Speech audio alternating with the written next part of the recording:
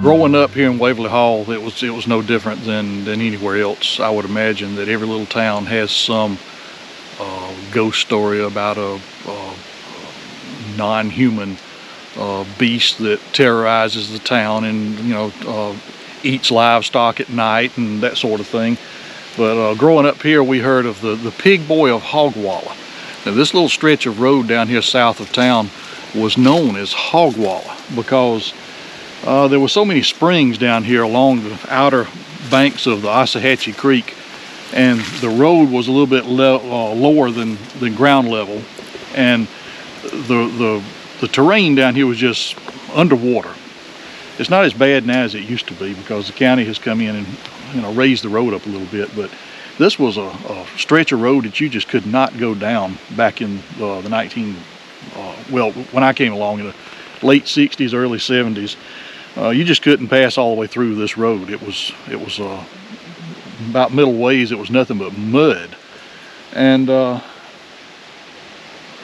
they told us the story of the Pig Boy, and I thought it was a story that just kind of started to make us kids come in after dark, make us come into the house, after it got dark, and not to wander off to the creek by ourselves, that sort of thing. Something to just kind of frighten us into behaving.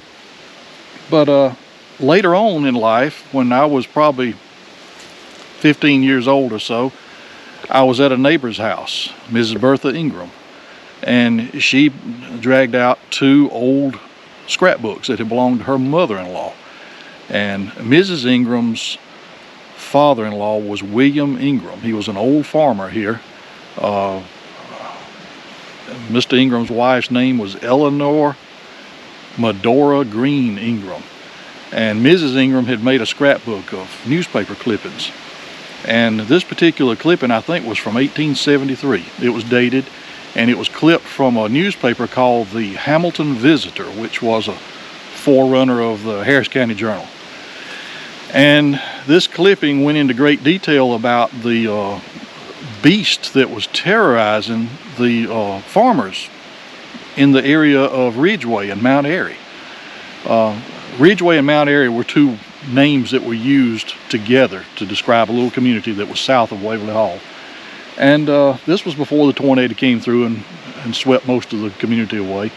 But anyway, the Pig Boy, supposedly, the story begins with, if memory serves me correct, the story began at the McGee farm, which was not far from this creek, and some of Mr. McGee's cows were disappearing, and chickens were being killed and so forth. And they noticed that everything on the farm, including sheep, goats, everything was being slaughtered, but nothing was messing with the pigs. So at some point during the day, there was some of Mr. McGee's, I believe it was Mr. McGee's field hands, noticed that there was a fight going on in a field.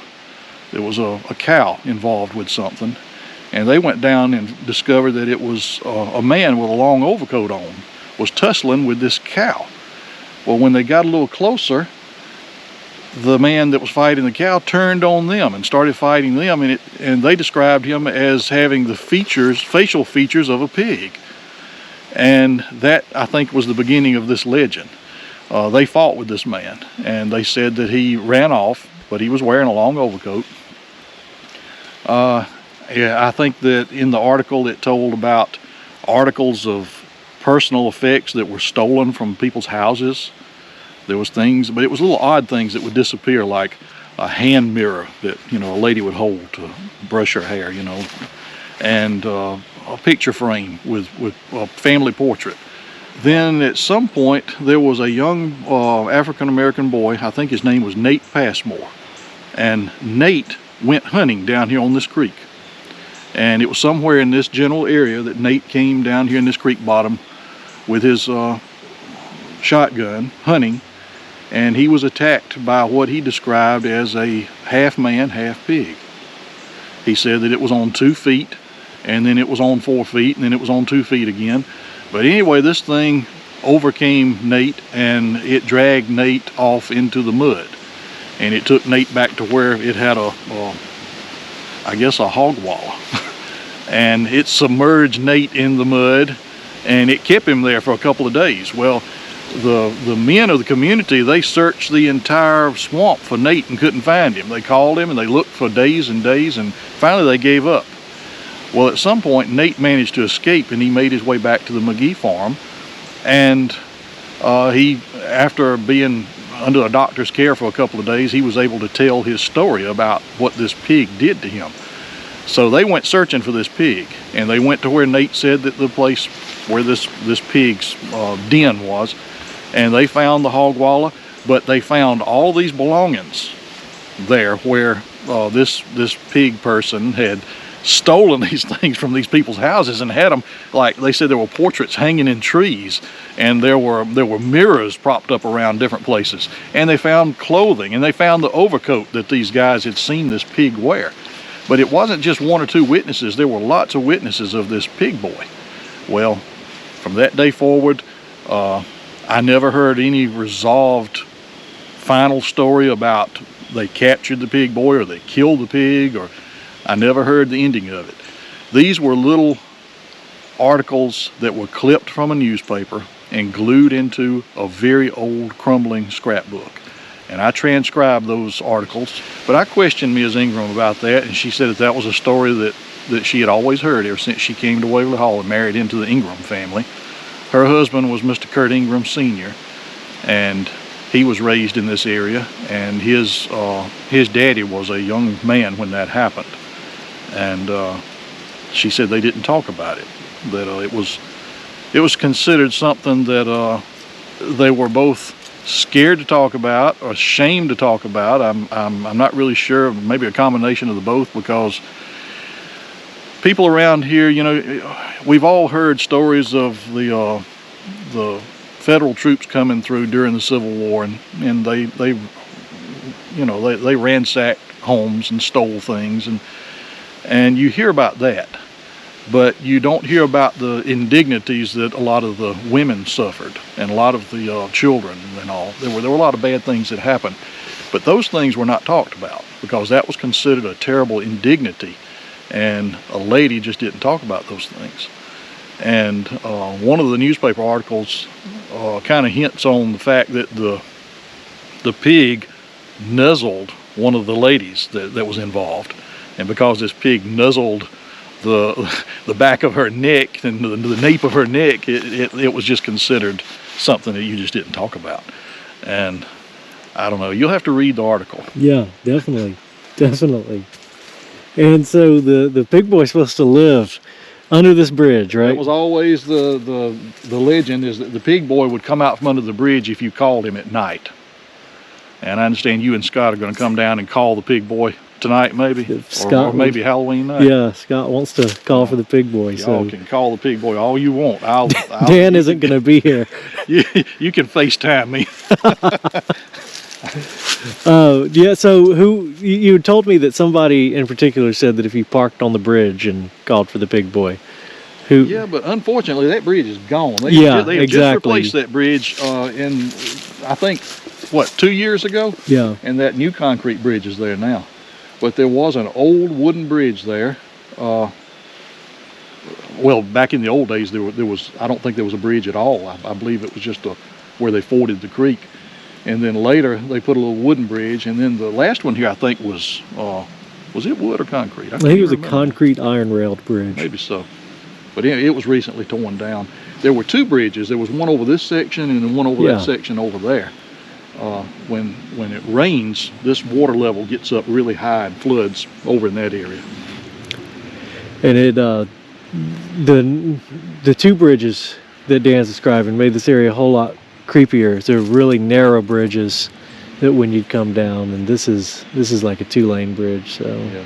And of course, we've got a lot of population that is growing around here now. Back in the days of growing up here, there were no homes nearby. This was all swamp, and beyond here, what used to be farmland was all pine trees. You know, it was owned by mostly the timber companies. I keep hearing something. I do too, yeah. It sounds like a car, but it's not. It did sound like a car. I thought there was a car driving across. It's the pig boy. I think it's a woodpecker. Maybe so.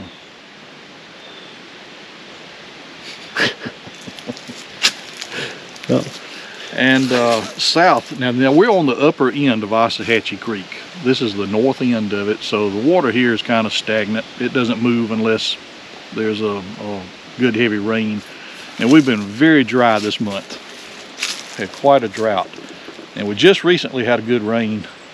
But as you get a little further on down, the Ossahatchee is a little bit bigger, a little deeper.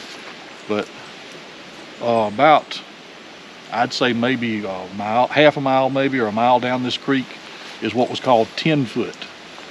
10 foot was a fishing hole that a lot of people went to. And you could get to it by walking down this creek, or you could go in up here at what they call the old Briley place, which was up here in the curve of the road. And you'd go down through their pasture to 10 foot. And the old Briley place is where Mr. and Ms. Ingram lived when they first got married. And so that was one of Mr. Ingram's favorite fishing holes. So do you know about where the pig boy's den was? Was it just deep in the woods? It was supposedly on the south side of the Ossahatchee Creek, opposite 10 foot. Gotcha. And 10 foot was, like I said, about a mile down this creek.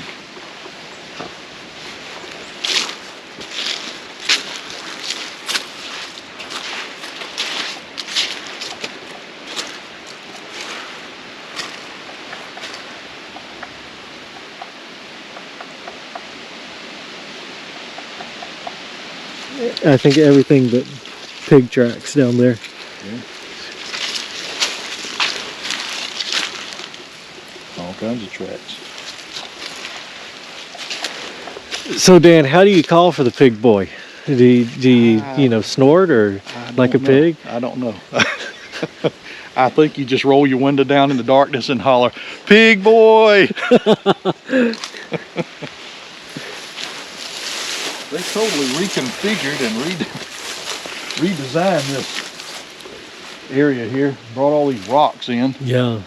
So that there's no longer two little ponds of water here like it used to be.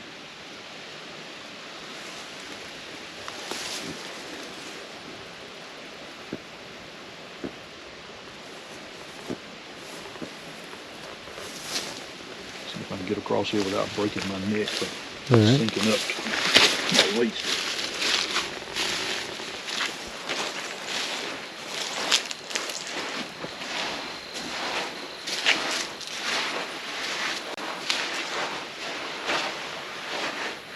Some strange doodles.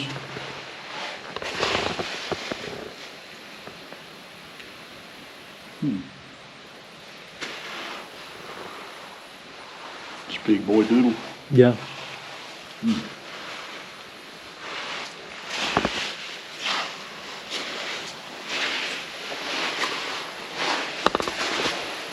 That right there is the reason I don't, as an adult, I don't drink water out of the creek anymore. When we were kids, we thought nothing of it. But say if we had got a drink of water right down there, and then you walk up the creek and here's a dead armadillo. Yeah. This has always been a beautiful area here.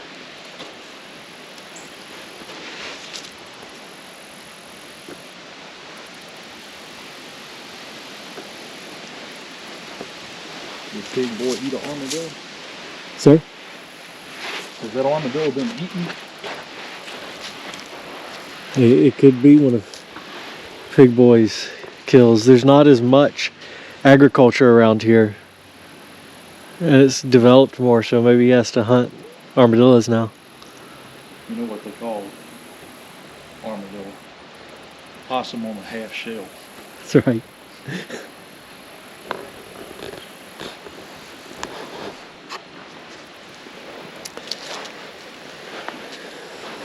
There's a deer head too, deer skull. Oh.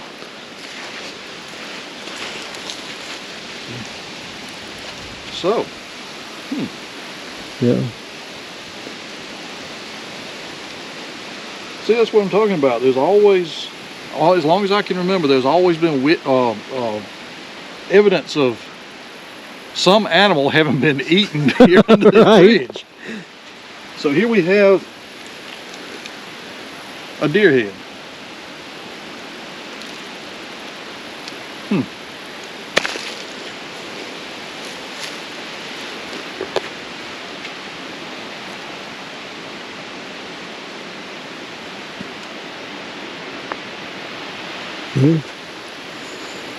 Okay. Ready to head back. So it would be Pig Boy's grandson or great-great-grandson running around here now?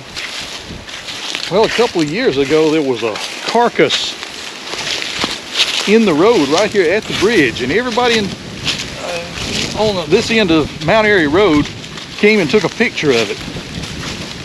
All these folks that live down here, they were trying to identify what it was. I think it was on one of the chat groups online, trying to determine what this carcass was. It wasn't a dog or a cat, and it was black. It had black hair, almost like a human, but it was just a